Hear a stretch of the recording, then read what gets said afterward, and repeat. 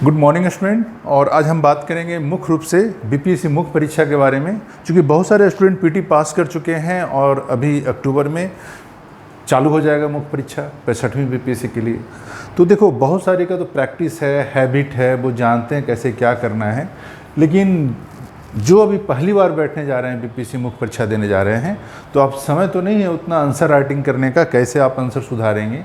लेकिन हाँ, कुछ चीज़ों का अगर आप ध्यान रखेंगे तो आपका एग्ज़ाम अच्छा जाएगा और वो माइनर मिस्टेक आपसे नहीं हो पाएगा, जो चीज़ें कहीं ना कहीं जाके प्रॉब्लम पैदा करता है, क्रिएट करता है। ठीक है, तो यहाँ पे कुछ कॉपी डिस्कस करेंगे हम लोग, जहाँ पे लोग माइनर मिस्टेक करते हैं, कुछ अच्छा भी करते हैं जो कि आपको आगे कंटिन्यू रखने की ज़रूरत है। कुछ लोग अपने कॉपी में हमेशा वैल्यू एडिशन कर करके हमेशा अपने कॉपी को अपडेट करते रहते हैं, अपने आंसर्स को अपडेट करते रहते हैं। तो ये जो चीज़ें हैं ना, इस सभी को करना चाहिए। इससे क्या होगा ना कि आपका आने वाला समय में आपको जो मेंस का जो कॉपी है वो ज़्यादा पावरफुल, ज़्यादा छाप छोड़ता है, ज़्यादा इम्पैक्ट डालता है। ठीक है, तो आज कुछ कॉपी के बारे में बात करेंगे। और सबसे बड़ी इम्पॉर्टेंट बात, देखो, जब भी मुख्य परीक्षा देने का बारी आता है, बहुत लोग का हाथ पैर फूल जाता है, उनको समझ में नहीं आता है।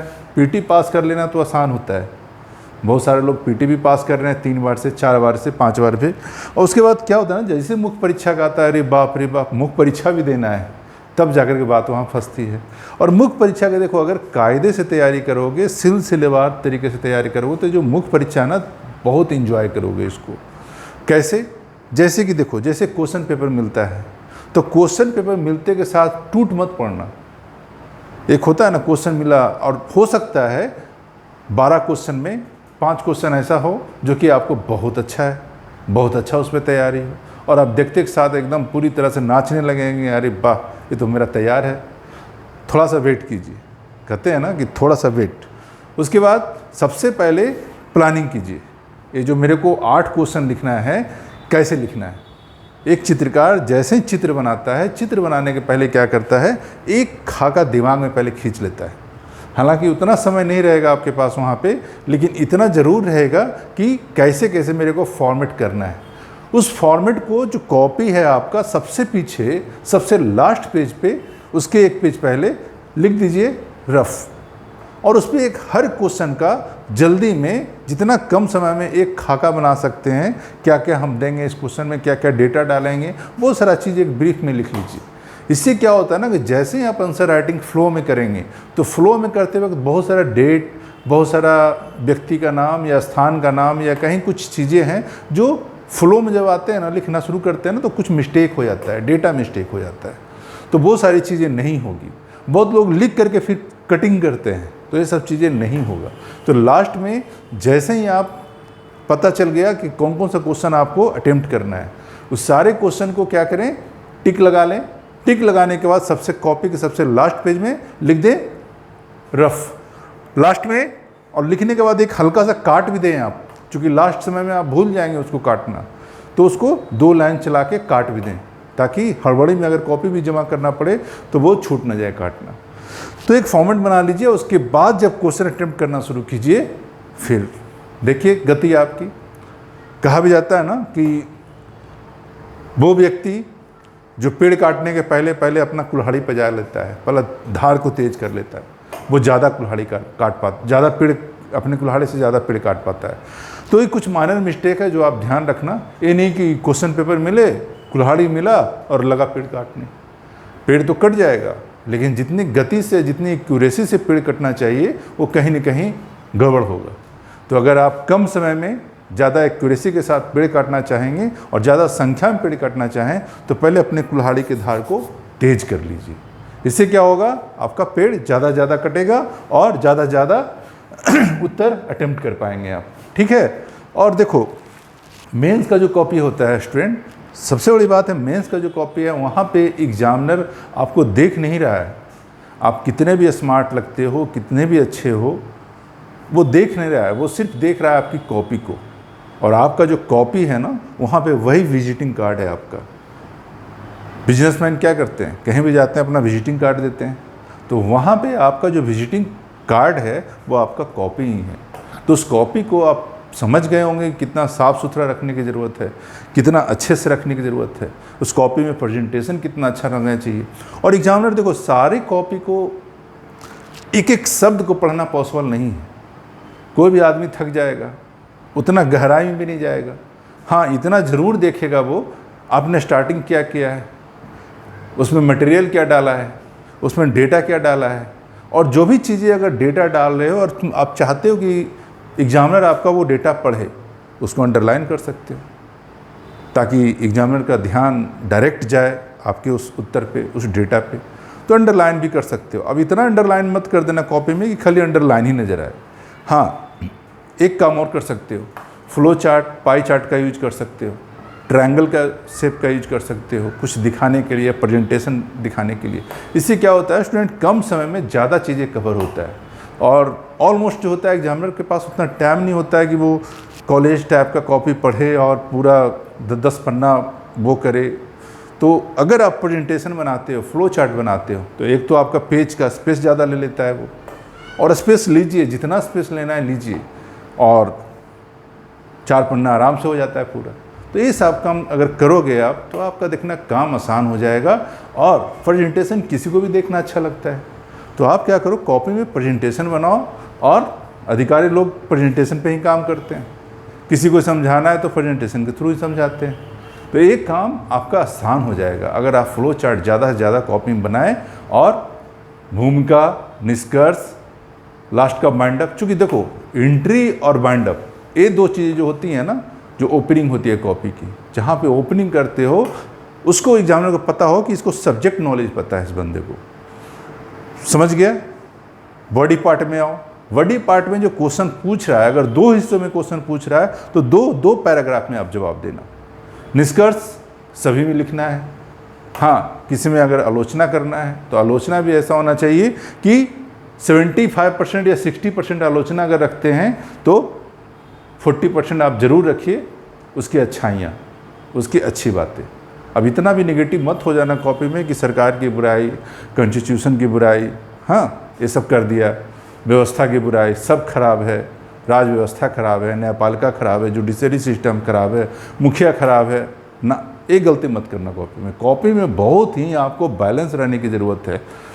अगर आपको लग भी रहा है चीज़ें खराब है तो कैसे ठीक हो सकता है, एक पॉजिटिव माइंडसेट लेकर के आपको कॉपी लिखना है, ठीक है। तो ये सारी चीज़ें आप ज़रूर कॉपी में डालिए। उसके बाद कॉपी में इकोनॉमिक सर्वे का डेटा, अगर आप बीपीएससी का एग्ज़ाम देने जा रहे हो मेंस का, तो देखना इकोनॉमिक सर्वे ना हर टॉपिक से रिलेटेड कुछ ना कुछ चीज़ें मटेरियल पड़ा हुआ है। किसमें? इकोनॉमिक सर्वे में।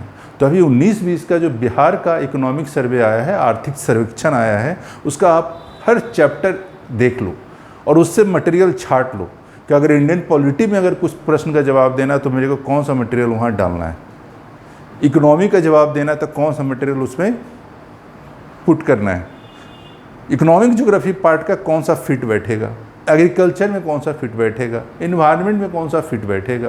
तो ये मटेरियल ना आप अभी से इकोनॉमिक सर्वे से छाट करके, ये होता है ना कि आप लगता है बंदा अपडेट है, लगता है बंदा सारी चीज़ों को पढ़ा है, जाना है, ठीक है। तो ये सब चीज़ें आप ज़रूर अपने आंसर में शामिल कीजिए, इससे कॉपी आपका वैल्यूएबल हो जाएगा और बहुत ही अच्छा होगा।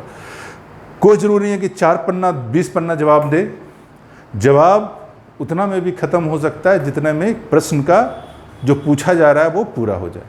हो गया आपका जवाब, उसको अच्छे ढंग से प्रेजेंट कर देते हैं लोग। 4 पन्ना लिख करके भी, 4 पेज लिख करके भी 32 नंबर लाए हैं, हाँ 75% नंबर लाए हैं।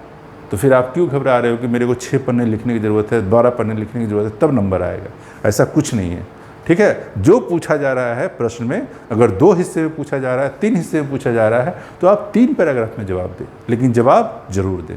ओके, तो आप देखते हैं कुछ कॉपियां हैं जो लोग लिखे हैं, और कॉपी में इस तरह की चीज़ें कर सकते हो। अगर आप हिंदी मीडियम का स्टूडेंट हो तो उत्तर लिख सकते हो, जैसे इन्होंने लिखा है आंसर ANS, चलेगा, कोई इशू नहीं है। लेकिन अगर आप हिंदी मीडियम का स्टूडेंट तो उत्तर भी लिख सकते हैं। भूमिका स्टार्ट किया इन्होंने, अगर भूमिका ऐसे लिख देते हो कॉपी में तो चलेगा। बट ज़्यादा अच्छा रहेगा, देखो सब लोग जानते हैं, पढ़ने वाला भी जानता है कि पहला जो 5-6 पैराग्राफ है या पहला जो पैराग्राफ आप कॉपी में लिख रहे हो वो आपका भूमिका ही है। तो ये भूमिका ऐसे करके भी लिख सकते हो, इसको छोड़ भी सकते हो। तो एक परिपक्व इंसान से, जो मैच्योर पर्सनालिटी है, उससे यही आशा किया जाता है कि ये सब बचकाना चीज़ें ना करे और अच्छा है। तो ये लिख भी सकते हो, लेकिन ज़्यादा अच्छा रहेगा इसको छोड़ दो, चूँकि अंडरस्टूड है कि पहला पैराग्राफ आपका भूमिका ही होता है। ठीक है। राइटिंग की जहाँ तक बात है मेंस में, देखो मोतियों जैसे अक्षर नहीं चाहिए भाई। मोतियों जैसे अक्षर ना आपको बनाने का उतना टाइम मिलेगा। तो उससे अच्छा है कि आप रनिंग में जितना अच्छा लिख सकते हो उतना आप लिखने का प्रयास करो। हाँ, इतना ज़रूर करना कि एग्जामिनर आपके उत्तर को पढ़ ले। अब ये नहीं कि एग्जामिनर को आपके उत्तर पढ़ने में पसीना बहाना पड़ रहा है, अब उसमें भी प्रॉब्लम है। अगर जहाँ एग्जामिनर को आपके उत्तर पढ़ने में दिक्कत महसूस हुआ या जोर देना पड़ेगा, तो समझ लेना आपका कॉपी में वो अपना सारा गुस्सा उतारेगा। तो इसके लिए तैयार रहना।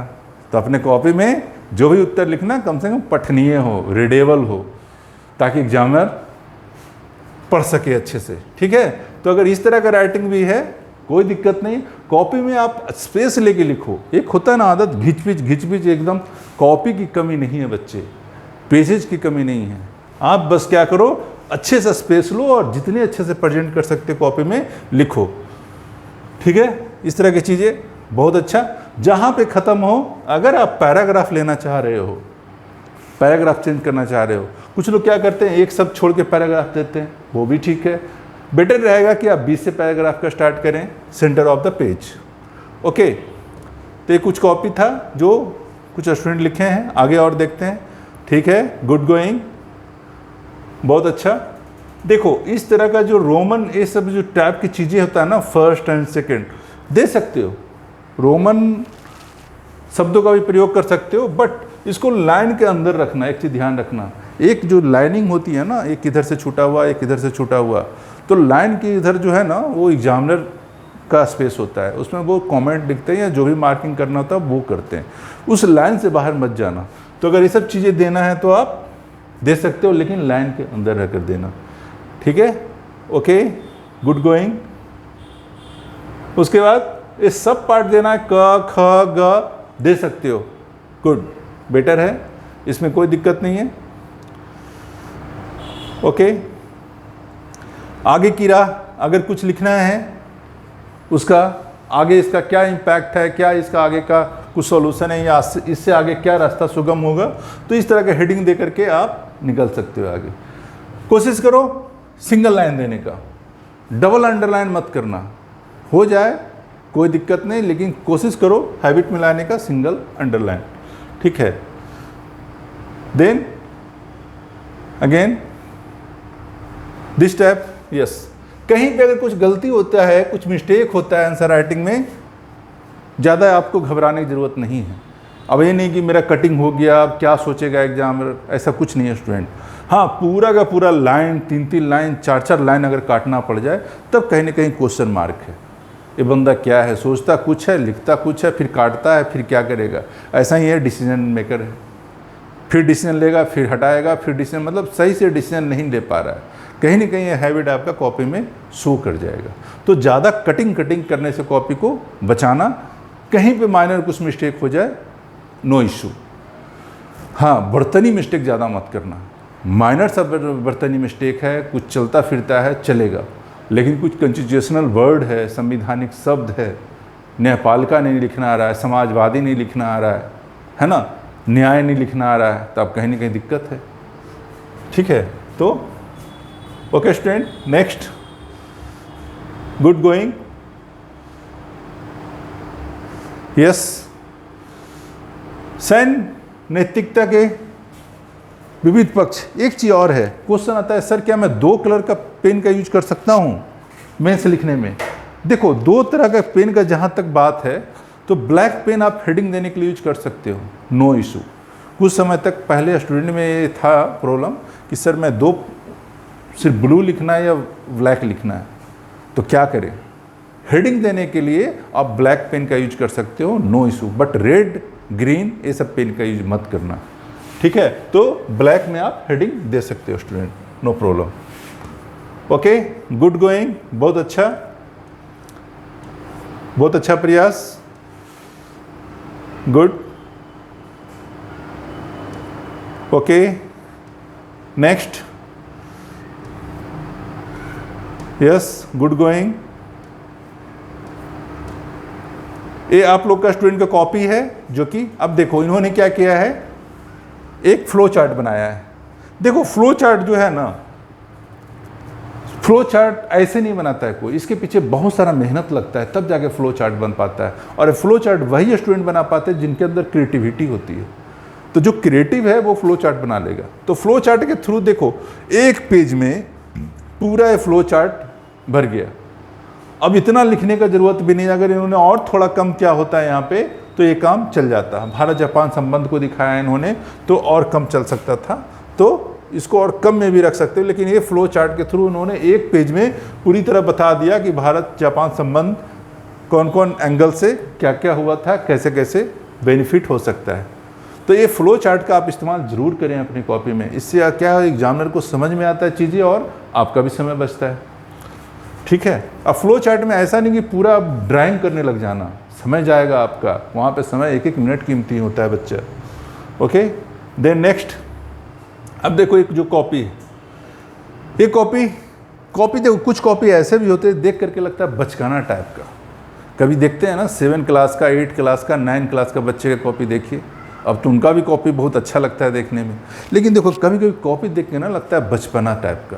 तो देखो कुछ ऐसे कॉपी होते हैं ना जहाँ एग्जामिनर जो होते हैं बोरियर महसूस करते हैं, सोचते हैं क्या यार कैसे कैसा क्या, ये सब चीज़ फीलिंग मत दिलाना एग्जामिनर को, है ना।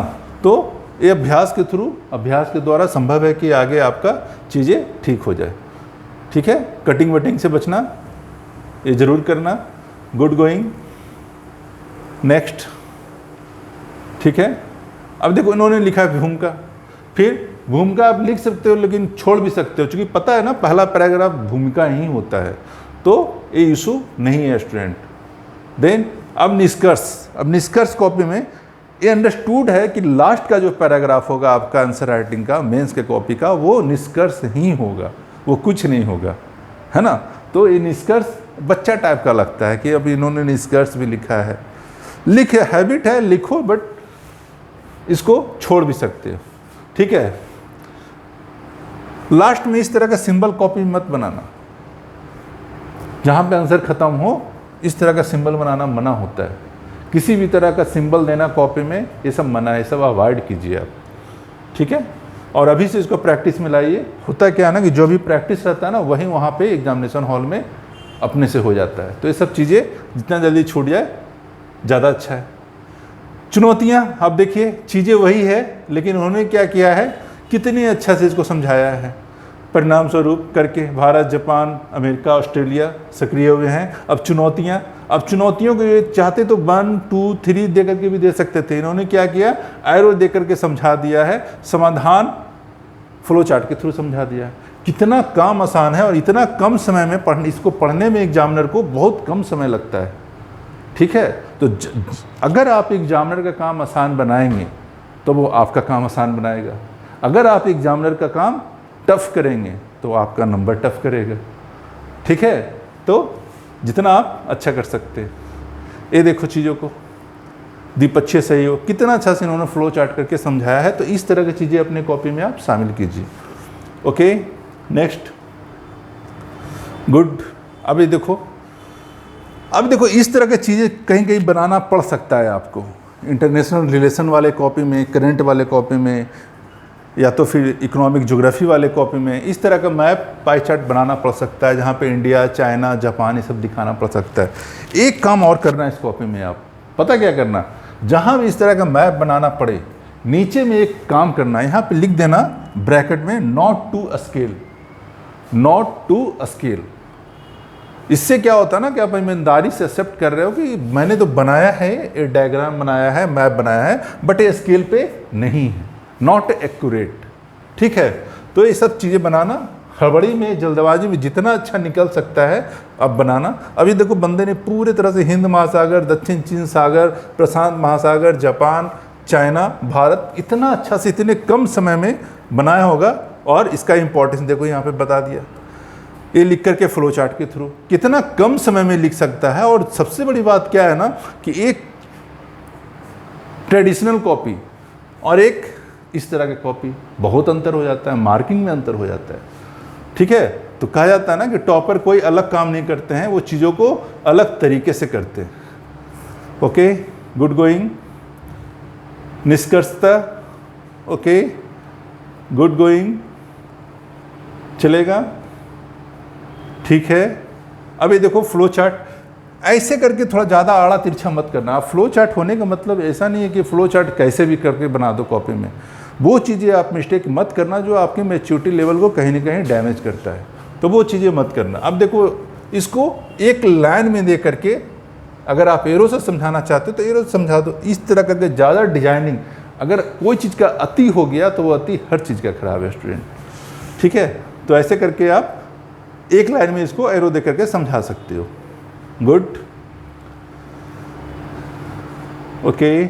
नेक्स्ट, मुख्य बिंदु। एक काम और कॉपी में देखना, बहुत बार होता है, पता नहीं इसकी चर्चा लोग करते हैं कि नहीं करते हैं। जहाँ पे कॉपी आपका ख़त्म हो रहा होता है, मान के चलो ये पेज ख़त्म हो रहा है और नेक्स्ट पेज में फिर से लिखना है, तो कहीं कहीं आ जाता है उसका हेडिंग। तो हेडिंग जो है जहाँ पे ख़त्म हो रहा है कॉपी, वहाँ पे मत ख़त्म होने देना। इसको क्या करना, जहाँ पे पैराग्राफ ख़त्म हो गया है उसको इसी पेज में छोड़ दो। अब अगले पेज में इस हेडिंग से शुरू करो, प्रमुख बिंदु, नेक्स्ट पेज से, ना कि इस पेज के बॉटम से शुरू करो। अब मुख्य बिंदु वहाँ गायब है बिल्कुल तरह से। ठीक है ना, तो ये गलती मत करना कॉपी में। Okay, good going. हाँ, आप रोमन की जगह या कखा के जगह आप नंबर भी देख सकते हो, नो प्रॉब्लम। अगर आप नंबर भी दे करके लिखते जा रहे हो तो चलेगा, लेकिन एक याद ध्यान रखना स्टूडेंट, ए नंबर बाहर नहीं होना चाहिए। ए नंबर हमेशा जो स्पेस है, आपका स्पेस है, उस स्पेस के अंदर होना चाहिए। गुड, बिल्कुल अच्छा। इस तरह की चीज़ों से बिल्कुल बचिए। जो डबल लाइनिंग इन्होंने किया है, इस तरह की लाइनिंग से आप बचना स्टूडेंट, मत करना कॉपी में ऐसे। किसी तरह का सिंबल कॉपी में नहीं छोड़ना है। ठीक है, ऐसा ना लगे कि एग्जामिनर के साथ आपका सेटिंग है कॉपी चेक करने वाले के साथ, मैंने कॉपी में इस तरह का सिंबल दे दिया है, प्लीज़ देख लेना। कोई भी धार्मिक शब्दों का प्रयोग मत करना, ओम बोम श्री त्री कुछ ये सब मत लिख देना लास्ट में कॉपी में। ठीक है ना, ये सब चीज़ों से बिल्कुल बचना आप। ओके, गुड गोइंग, अच्छे जा रहे हैं। Next, okay okay, yes. देखो एक चीज़ और इम्पॉर्टेंट है, कहीं पे आपको लोग बोलते हैं सर मैं हिंदी मीडियम का स्टूडेंट हूँ, कहीं पे इस तरह 2.96 बिलियन डॉलर लिखना है, यूएस डॉलर लिखना है, आप इस तरह का सिंबल का प्रयोग कर सकते हो, या बिलियन यूएस डॉलर हिंदी में भी शब्द में भी लिख सकते हो, कोई दिक्कत नहीं है। ऐसे लिखने से क्या है ना कि ऐसा नहीं कि ऐसे ज़्यादा अच्छा लगता है, एग्जामिनर को समझ में आ रहा है चीज़ें कि आप क्या बताना चाह रहे हो। ओके, नेक्स्ट, इस तरह का फ्लो चार्ट बना करके आप बता सकते हो भारत जापान संबंधों को मजबूत करने वाले कारक। तो इस तरह का आप फ्लो चार्ट बना करके आर्थिक कारण, ट्रेड एंड डिप्लोमेसी और सांस्कृतिक कारण, तीनों कारण। और देखो कितना स्पेस ले करके चीज़ों को प्रेजेंट किया इन्होंने और कितना अच्छा लग रहा है। ठीक है, तो इस तरह की चीज़ें आप कीजिए स्टूडेंट। अब ये देखो चाइना को इन्होंने कितना अच्छा बनाया है, कितना अच्छा लग रहा है। आप पूरे एक पेज में इसको बना सकते हो, जहाँ भी भारत जापान रिलेशनशिप आए या कोई इशू आए, दक्षिण चीन सागर विवाद आए, कोई भी इशू आए, आप उसको डिस्क्राइब कर रहे हैं, एक पेज में आप इसको बनाओ। जितना अच्छा आप कॉपी पर उतार सकते हो। अगर अभी से प्रैक्टिस है तो बहुत बढ़िया है, प्रैक्टिस नहीं है तो कैसा भी आड़ा तिरछा बनाने का जरूर प्रयास करें। ठीक है, तो इस तरह की चीज़ें आप फ्लो चार्ट अपने कॉपी में जरूर दीजिए। Okay, next, good. अब देखो इन्होंने एक कॉपी है, अब ये कॉपी भी देखो बिल्कुल सटा सटा लिखा है। तो इस टाइप के कॉपी में क्या होता है ना, एग्जामिनर को थोड़ा बहुत ज़्यादा समय देना पड़ता है पढ़ने के लिए। तो इस तरह की कॉपी में जहाँ एग्जामिनर को ज़्यादा समय एक एक चीज़ को गंभीरता, चूँकि उसका भी समय कीमती, उसको भी बहुत सारे कॉपी का मिला हुआ है टारगेट, उसको भी टाइम में पूरा करना है। तो इसीलिए ऐसा काम मत करना कि पूरा एकदम ध्यान देना पड़े कि क्या लिखा हुआ है। अब एक लाइन पढ़ने में अब ऐसा 5 लाइन अगर वो पढ़ लिया तो उसका तो दिमाग, उसको तो चाय पीना पड़ जाएगा। तो ऐसा काम मत करना। इसमें क्या करो, थोड़ा और इसको स्पष्ट रखो, चीज़ों का स्पेस लेके लिखो और अच्छा लगे, पढ़ने में ठीक लगे। क्वेश्चन यहाँ पे तो घर पे लिख रहे हो तो रेड कलर का यूज कर रहे हो, लेकिन वहाँ मत करना रेड कलर का यूज। ओके, तो अब देखो नीचे ठीक हो गया है, सही है। ज़्यादा घिच-पिच कॉपी मत करना स्टूडेंट। अब ये देखो इतना स्पेस लेके लिख सकते हो, ये स्पेस ठीक है, पढ़ने में भी आ रहा है, समझ में भी आ रहा है और आपका कॉपी का स्पेस भी अच्छा ले रहा है, तो किसी को भी चीज़ें समझ में आएगी। ठीक है, तो इस तरह की चीज़ें आप कर सकते हैं स्टूडेंट। Good good. अब यहाँ इन्होंने यहाँ पे फ्लो चार्ट बनाया है जो 2 तरह से सामने आया है। इस तरह करके बना सकते हो आप आंसर में। देखो अपने उत्तर को जितना क्रिएटिव रख सकते हो ये आपके हाथ में है। ठीक है, खाली बचपना आपके उत्तर में ना दिखे, इसका ध्यान रखना। इस तरह करके आप फ्लो चार्ट बना सकते हो, लेकिन जो भी फ्लो चार्ट बनाना थोड़ा लगे मैच्योर बंदा बनाया है, ड्राइंग नहीं किया है, इस बात का ध्यान रखना। इस तरह चीज़ें जहाँ भी आए स्टूडेंट, जहाँ पे आंसर ख़त्म हो रहा है आपका, नीचे इतना कॉपी बचा हुआ है, इसको एक लाइन से ऐसे करके काट दो, 1 लाइन ऐसे खींच दो। ठीक है, तो ये आपका कहीं ना कहीं मैच्योरिटी दिखाता है। अब देखो इस तरह का बहुत अच्छी तरीके से चीज़ें समझ में आ रही है। इन्होंने क्या किया है, जहाँ भी चीज़ें है दिखाया है, दवा अंडरलाइन किया है, उद्योग अंडरलाइन किया है, तकनीकी अंडरलाइन किया है। इससे क्या होगा ना कि एग्जामिनर जब भी कॉपी चेक करता है ना तो उसको दिमाग में रहता है ना कि क्या क्या आप बताना चाह रहे हो, तो इसको हाईलाइट करना चाह रहे हो आप। ठीक है, दवा, उद्योग, तकनीकी, अन्य महत्वपूर्ण तथा रणनीतिक क्षेत्रों में भी द्विपक्षीय सहयोग को बढ़ाकर चीन पर निर्भरता को कम करने एवं भारत को। और एक चीज़ और, सेंटेंस छोटा छोटा बनाओ। कभी कभी क्या होता है ना, इतना लंबा सेंटेंस खींच रहा है ना कि पढ़ते पढ़ते एग्जामिनर को समझ में नहीं आता है कि शुरुआत क्या कहना चाह रहे थे और लास्ट कहाँ से हुआ। तो सेंटेंस जितना छोटा आप बना सकते हो ये बेटर है आपके लिए। ओके, फिर यहाँ पे जितना स्पेस बच जाए उसको लाइन से काट दीजिए। Okay, next, very good. इस तरह का स्पेस को यूज करो, इस तरह की कॉपी, इस तरह के लिखावट को आप यूज करो, ये बहुत सही है। यस, जहाँ भी कहीं डेट आए, जहाँ भी कुछ चीज़ें आए, व्यापक आर्थिक भागीदारी, वहाँ पर अंडरलाइन करो ताकि एग्जामिनर का नज़र फट से जाए इस पर। डेट आ गया अगस्त 2011, आप बताना चाह रहे हो कि दोनों देशों के बीच में व्यापक आर्थिक भागीदारी कब हुई थी, 2011 में हुई थी। और क्या हुआ था, व्यापक आर्थिक भागीदारी हुई थी। जरूर अंडरलाइन कीजिए, वेरी गुड। यस, इस तरह करके फ्लो चार्ट भी बना सकते हो आप। Good going. Okay, next. ठीक है, स्पेस लिया है इन्होंने। हालांकि अगर इन्होंने स्पेस नहीं लिया होता लिखावट में तो इनका आंसर बहुत मुश्किल होता पढ़ने में, लेकिन उन्होंने समझदारी क्या किया, एक्स्ट्रा चीज कि ये थोड़ा स्पेस ले लेके लिख रहे हैं। हालांकि अक्षर ज़्यादा अच्छा नहीं है लेकिन पढ़ने में आ रहा है, समझ में आ रहा है, और स्पेस जो दिया है इन्होंने इसका सुंदरता दिखाता है, उत्तर का फॉर्मेट का सुंदरता दिखाता है, तो ये चलेगा। Okay, next. Good, next copy. Yes, इस तरह के देखो इन्होंने सिंबल बनाया लास्ट में स्टूडेंट, 1 2 3। अब ये भी कह सकता है कोई एग्जामिनर को मेरे कॉपी में 3 स्टार का चिन्ह है, ध्यान रखना है ना। तो कोई भी ऐसा काम गलती से भी कॉपी में मत करके आ जाना जहाँ पे जिस चीज़ की वजह से एग्जामिनर कहीं ना कहीं सोचने में विवश हो जाए। ठीक है, तो ऐसा मिस्टेक मत करना, सिली मिस्टेक। ओके, और अभी से अगर आदत रहेगी तो क्या रहेगा ना, वहाँ भी अच्छा रहेगा। और अगर अभी से आदत नहीं सुधारोगे तो बाय मिस्टेक वहाँ पे देखना, बाय फ्लूक अपने आप ये सब चीज़ें निकल के आ जाएगी और वो मिस्टेक कंटिन्यू रहेगा। ठीक है, तो वो सब मिस्टेक मत करना स्टूडेंट। नेक्स्ट।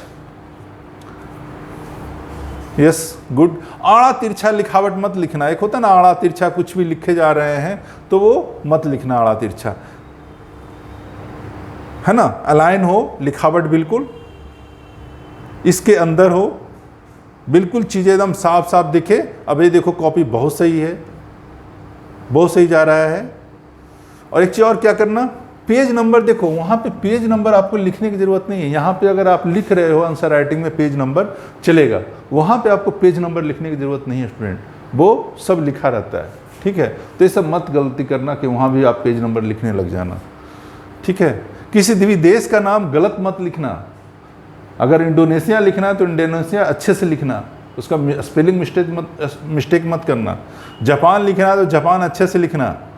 ठीक है, पुर्तगाल लिखना है तो पुर्तगाल अच्छे से लिखना। द्विपक्षीय सहयोग लिखना है तो द्विपक्षीय सहयोग अच्छे से लिखना। अब यह देखो, सहयोग के प्रमुख बिंदु गलत लिखा हुआ है इन्होंने। तो ये सब चीज़ें माइनर मिस्टेक है जो आप जरूर ध्यान देना। और अगर एग्जामिनर का नज़र इस पर चढ़ा गया तो थोड़ा सा सोचता जरूर है, लेकिन अगर नहीं गया, निकल गया कॉपी, तो वो अलग इशू है, कोई बात नहीं। ठीक लिखा है इन्होंने, बट थोड़ा सा चीज़ें यही है कि पढ़ने में बल देना पड़ रहा है, पढ़ने में जोर देना पड़ रहा है, जिसकी वजह से एग्जामिनर जो है थोड़ा खिंच जाता है। तो उसको खिंचने से बचाना है एग्जामिनर को, ताकि वो आपको ज़्यादा अंक दे पाए। अब ये देखो, अगर आप डायग्राम 2 कलम से 2 रंग से ज़्यादा कोशिश करो अवॉइड करने का, और डायग्राम भी ऐसा बनाओ ज़्यादा घिचपिच ना करना पड़े। भले ही थोड़ा सा मैटर कम देना पड़े, लेकिन ज़्यादा घिचपिच ना लगे देखने में। ठीक है ना, तो इसको भी थोड़ा सा ठीक रखो। ओके, अब देखो इन्होंने क्या किया है, एक सक्षम प्रशासनिक, अब ये पढ़ने में ठीक आ रहा है, जिसके चलते हम कहीं शब्द ऐसा होता है जहाँ पे पढ़ने में लिखावट जो है ना एकदम साफ रखना। अब अब देखो, यहाँ से पैराग्राफ, यहाँ से बीच से पैराग्राफ दे सकते थे, या यहाँ से भी एक शब्द छोड़ के दे सकते थे। अब इन्होंने पैराग्राफ कहाँ शुरू किया है, एकदम बिल्कुल एंड से, जहाँ पे खत्म हो रहा है यहाँ से शुरू किया है। तो पैराग्राफ हमेशा सेंटर से देने के प्रयास कीजिए अब। ठीक है, ओके, गुड गोइंग, गुड। सिर्फ हेडिंग के लिए आप ब्लैक पेन का यूज कर सकते हो स्टूडेंट, या ब्लू पेन का इस्तेमाल कर सकते हो, और ज़्यादा ब्लैक का इस्तेमाल या मिक्स करके हैंडराइटिंग मत लिखना, इससे आपका इम्पैक्ट आएगा, कहीं ना कहीं वो प्रभावित होगा, आपका कॉपी अच्छे अंक से प्रभावित हो जाएगा। भूमिका, अब उत्तर लिखना है, इस उत्तर को इसके अंदर रखिए, ये जो लाइनिंग है इसके अंदर रखिए। भूमिका यहाँ भी बीच में भी सेंटर दे सकते हैं, कोई इशू नहीं है, यहाँ भी लिख सकते हैं। ठीक है, ओके, गुड। इस तरह से आप कर सकते हैं फ्लो चार्ट, पाई चार्ट का इस्तेमाल कॉपी में, अच्छा रहेगा, नो इशू, अच्छा भी लग रहा है देखने में। ओके, ठीक है। इस तरह का देखो, बीच में ला करके इस तरह का झूलता हुआ मत बनाना एरो। अगर बनाना है तो प्रोफेशनल तरीके से अच्छे से बनाओ आप। ये झूलता हुआ बीच में एरो टांग दिए और ये लिख दिया, ठीक है, फ्लो चार्ट बनाए हैं, लेकिन झूलता एरो मत देना, इससे बिल्कुल आपका उत्तर भी झूल जाएगा। ठीक है, तो इस तरह की गलतियां मत करना कॉपी में। ठीक है, ओके। 1925 में जिनेवा प्रोटोकॉल, इन्होंने क्या किया, इन्वर्टेड कॉमा लगाया और अंडरलाइन किया ताकि पता चले। वर्ष 1972 में बायोलॉजिकल वेपन कन्वेंशन, अंडरलाइन किया, साफ साफ पता चल रहा है एग्जामिनर को कि आप क्या बताना चाह रहे हो। तो ये सब चीज़ें अच्छा है कॉपी में करते रहना, इसको कंटिन्यू करना। इस तरह का फ्लो चार्ट दे सकते हो, प्रयास इधर इधर इधर, है ना, कितना स्पेस लेकर के आपका एक पेज कितना आराम से भर जाता है, पता भी नहीं चलता है और पढ़ने वाले को भी अच्छा लग रहा है। ठीक है, अब स्पेस, अब कुछ लोग इतना स्पेस ले लेते हैं कि सेंटेंस ही समझ में नहीं आता कि यार इसके बाद क्या है, इसके बाद क्या है, इसके बाद। अब स्पेस लेने का मतलब इतना भी स्पेस लेने मत लग जाना कि आपका उत्तर ही गड़बड़ हो जाए और समझ में ना आए। तो ज़्यादा स्पेस भी नहीं लेना है, बिल्कुल बैलेंस में रहिए, बचकाना टाइप का फ्लो चार्ट मत बनाइए। अब इन्होंने इस तरह से बनाया है, अब पता नहीं चल रहा कि इस एरो में किसको दिखाना चाह रहे हैं, इस एरो में किसको दिखाना चाह रहे हैं, इस एरो में किसको तो कहीं ना कहीं ज़्यादा जोर देना पड़ रहा है। तो सब चीज़ों से थोड़ा बचिए और स्पष्ट रहिए अपने उत्तर में। ओके, लाइनिंग वाला कॉपी हैबिट छोड़ दीजिए अभी से लिखना। अगर कोई लाइनिंग वाले कॉपी पे अभी से लिख रहे हो तो प्लीज़ लाइनिंग वाले कॉपी को अवॉइड करो और सादे पेज पे बिल्कुल कोरा कागज़ पे लिखना शुरू कीजिए आप, और उस पर लाइन बना करके इधर से दीजिए मार्जिन, उधर मार्जिन दीजिए, और जितना जल्दी हो सकता है आप छोड़ने का प्रयास कीजिए। ठीक है, ओके, गुड, सही है, गुड गोइंग।